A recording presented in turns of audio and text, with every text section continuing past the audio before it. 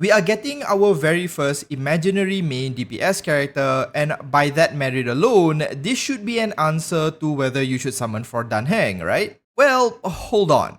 While we did get to try Imbibitor Lunae during the 1.2 story quest, there's a few things you might want to know about his kit before you spam that 10 ticket summon button and swiping your credit cards, as his performance in the story may not be what you get when you pull for him.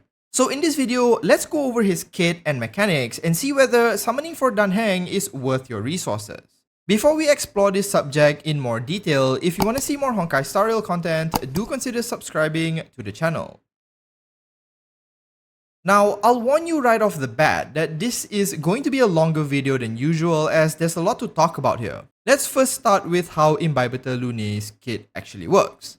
If you have played the 1.2 Trailblazer quest, you would have already had a chance to test his kit out. While most of his kit functions relatively the same, the one big difference are these points down here, the Squama Sacrosancta.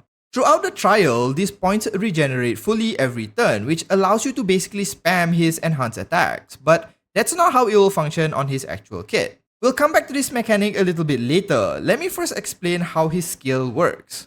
Imbibitor Lunae's skill is like a combination of Ching Chui and Blade's skills. It lets him modify his basic attacks, and depending on how many skill points you invest, the effect of his basic attack changes. Without any charges, his basic attack functions like any other character. At 1 charge, it changes and is called Transcendence. At 2 charges, it's called Divine Spear, and at a maximum of 3 charges, it changes yet again to become Fulgurant Leap. With each level, what essentially changes is the number of targets that the skill can hit, the damage multipliers, as well as the number of hits each attack does. So at 1 charge, Transcendence only does a total of 3 hits, while Fulgurant Leap does a total of 7 hits. Basically, the simple way of understanding this is the more you enhance his basic attack, the more damage it does, the more hits it does, and the more targets get hit.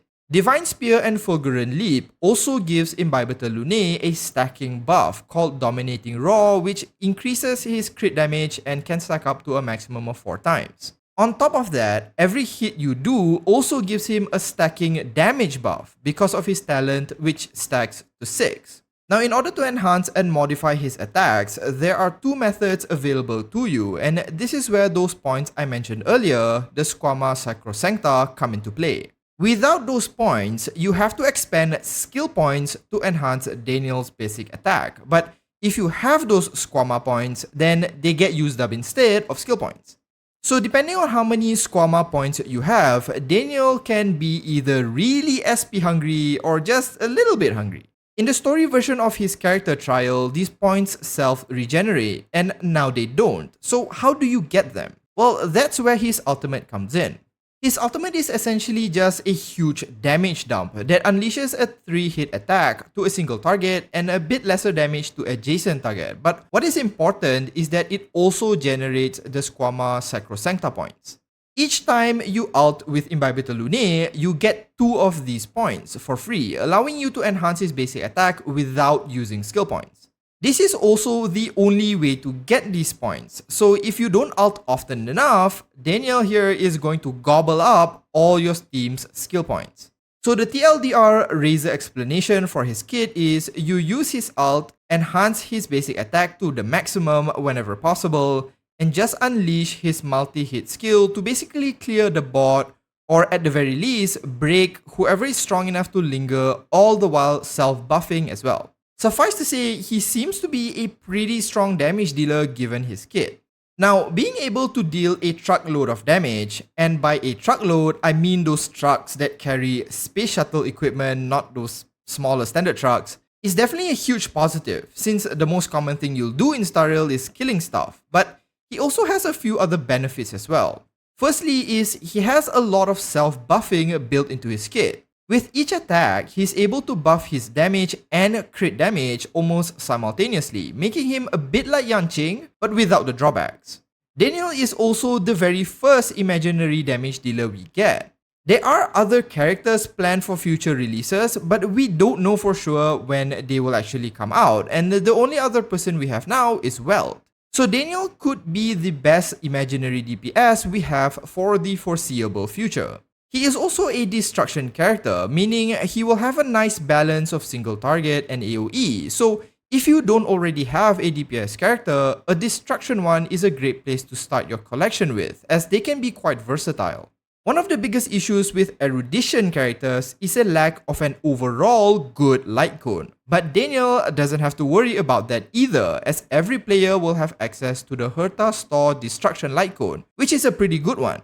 Because his attacks hit multiple times, triggering the break effect on this light cone is likely gonna happen quite often, and because it buffs both attack and damage, there is little overlap with any of his own internally built self-buff, which buffs damage and crit damage. On top of all this damage and multi-target functionality, his attacks all have multiple hits, meaning he will likely be breaking enemies rather often, assuming they are weak to imaginary, and cause imprisonment, delaying the enemy's turn even more. While Dan Heng does seem to be a really good choice to summon for, it's not all sunshine and rainbows, and there's a few things that might hold him back. Firstly, based on his kit's description, I'm sure you can already tell that he will be an extremely SP hungry character.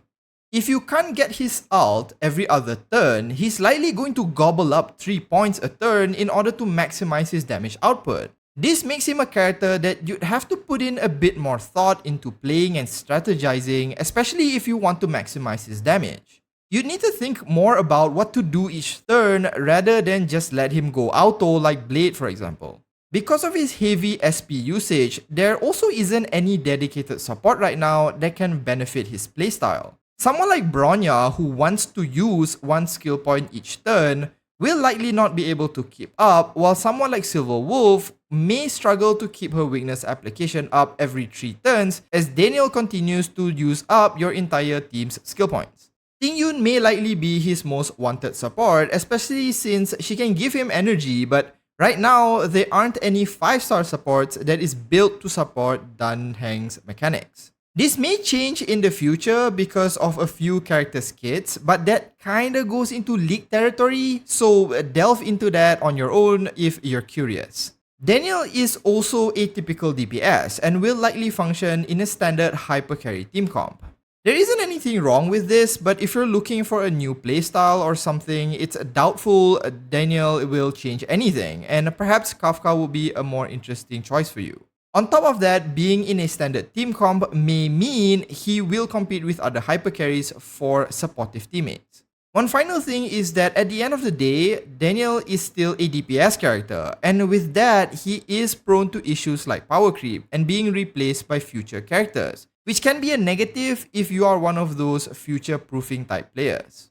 So I've thrown a lot of information at you on how Daniel works and his pros and cons, so should you even consider summoning for him? Personally, I will be summoning for him mostly because I have been skipping the DPS character banners up till this point and I am in a dire need of a really strong one.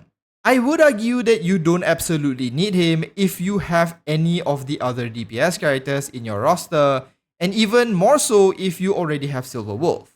That being said, we don't know when a future imaginary DPS character will be released, so if you skip out on him now, you may have a gap in your roster when it comes to imaginary DPS. But again, that might not be too big of an issue if you have Silver Wolf, who can circumvent the weakness issue somewhat, or even if you have Welt, who can function somewhat like a DPS. On top of that, right after his banner is Fu Xuan, who is a 5-star preservation character. The only other 5-star preservation character we have is Jeopard and the Fire MC, and so if you don't have Jeopard and are in need of a more defensive character, you may want to consider Fu Xuan's banner instead. One last thing I'll say is that when Dan Heng was first leaked, the Star Rail League subreddit admins had to remove a whole buttload of thirsty comments. So if you're thinking of summoning for him for other reasons, then all this performance stuff shouldn't really factor into your decision.